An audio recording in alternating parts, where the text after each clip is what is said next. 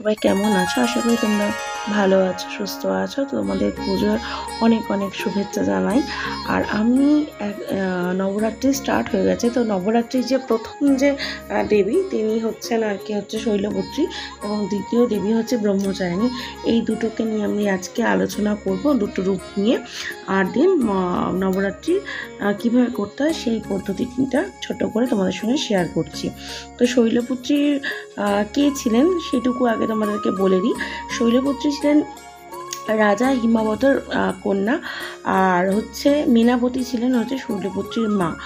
তো এই শৈলপুত্রীর যে মন্দির সেটা মোটামুটি বারামুলা ডিস্ট্রিক্ট এবং জম্মু কাশ্মীর এই জায়গাগুলোতে মোটামুটি এই মন্দিরগুলো দেখতে পাওয়া যায়। তো শৈলপুত্রী হচ্ছে হিমালয়ের যিনি কন্যা ছিলেন পার্বতী, তারই একটা রূপ, মানে নবদুর্গারই একটা রূপ, এবং এই রূপের বর্ণনা দেবী ভাগবত এবং শিব পুরাণে বলা হয়েছে। এবং ব্রহ্মচারিণীও হচ্ছে এই নবদুর্গার একটা রূপ। যে বর্ণনা দেবী ভাগবত পুরাণ এবং শিব পুরাণে পাওয়া গেছে, এটা হচ্ছে ওনার কপালে হচ্ছে অর্ধচন্দ্র রয়েছে, এবং ডান হাতে ত্রিশূল এবং বাঁ হাতে একটি পদ্ম ফুল রয়েছেন।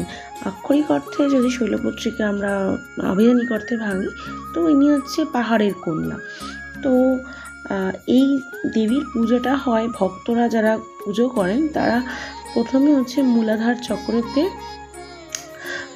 নিমন্ত্রণ রেখে এই পুজোটা হয়।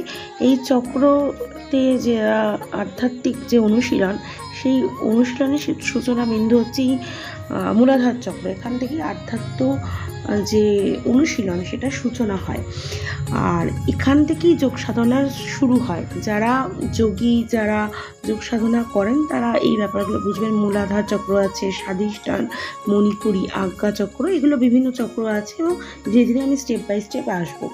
তো আজকে আমি দুটো বিষয়ে আলোচনা করছি, দুটো রূপ নিয়ে আলোচনা করছি, এবং হচ্ছে এই দেবীর পুজো এই বারামুলা ডিস্ট্রিক্ট আর হচ্ছে জম্মু কাশ্মীরে মোটামুটি মন্দিরে পুজো হয়।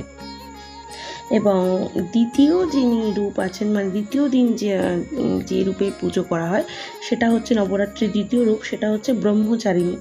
ব্রহ্মচারিণী হচ্ছে ইনিও নবদুর্গার একটি রূপ।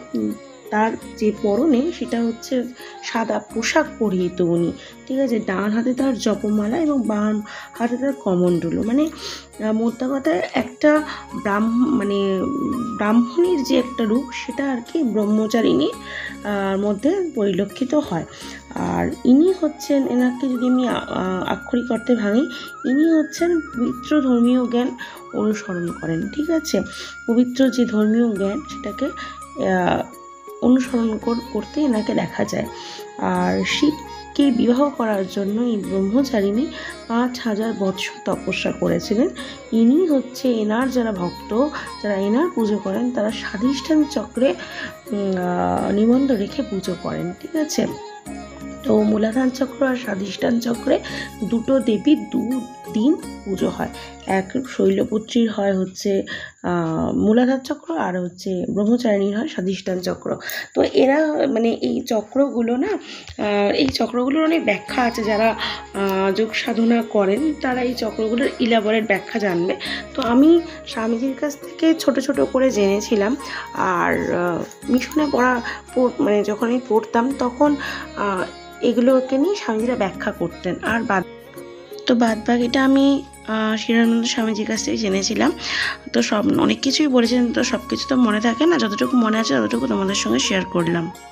আর নবরাত্রির যে বিধি সেটা হচ্ছে কিছুই না, তোমরা বেলপাতা, বিশেষ করে হচ্ছে জবা ফুল এবং হচ্ছে হলুদ ফুল, এইগুলোকে রাখতে হয়।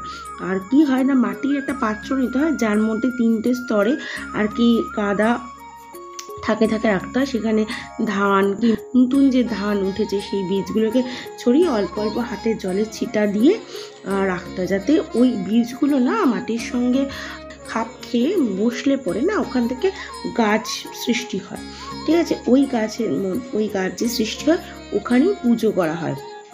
তো তারপরে তোমরা মাটির কোনো পাত্রে হচ্ছে কলস গঙ্গা জল দিয়ে পরিপূর্ণ করে তাতে হচ্ছে সুপারি, কাঁচা টাকা, অল্প হলুদ কিংবা কাঁচা চাল, দুব্বা ঘাস সেগুলো সব এবং আমের পল্লবের একটা মালা করে নিতে হয়, যেটা ওই কলসের মুখটাতে বেঁধে দিতে হয়।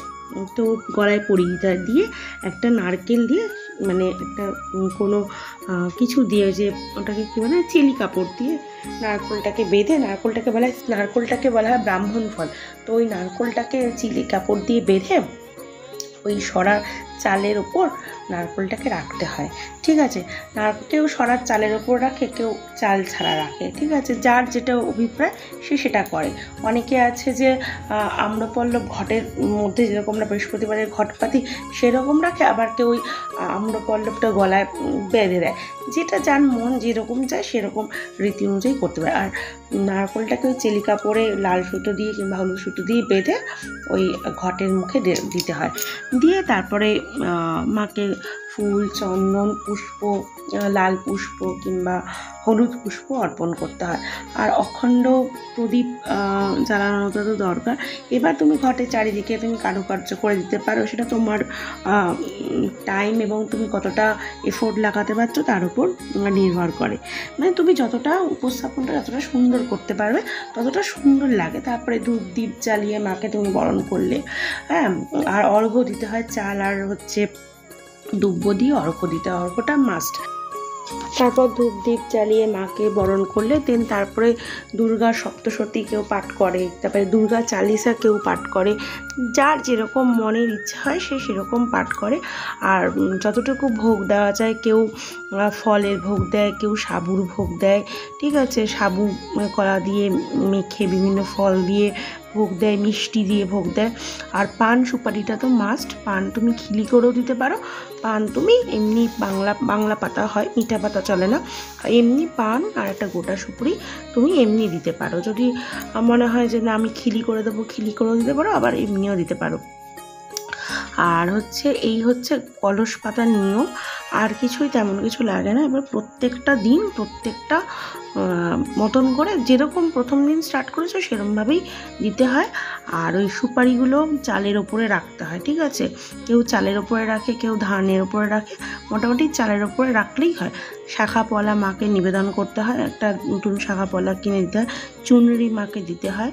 তো এইগুলো হচ্ছে নিয়ম। এগুলো তো যেরকম আমরা লক্ষ্মী পুজোতে করি সেরকমই করতে হয়। মানে এক্সট্রা হচ্ছে ওই মাটিতে ধান রোপণ করা আর কলসটাই হচ্ছে মেইন এক্সট্রা, আর কিছু সেরকম কিছু করণীয় নেই। তারপরে ধূপ দ্বীপ দেখিয়ে মাকে বরণ করলে। তোমাদের যদি ব্লগটি ভালো লেগে থাকে তো চ্যানেলটিকে সাবস্ক্রাইব করে দিও, আর লাইক করে দিও, শেয়ার করে দিও, আর নিচে কমেন্টস করতে ভুলো না যে কে কে নবরাত্রি পালন করলে।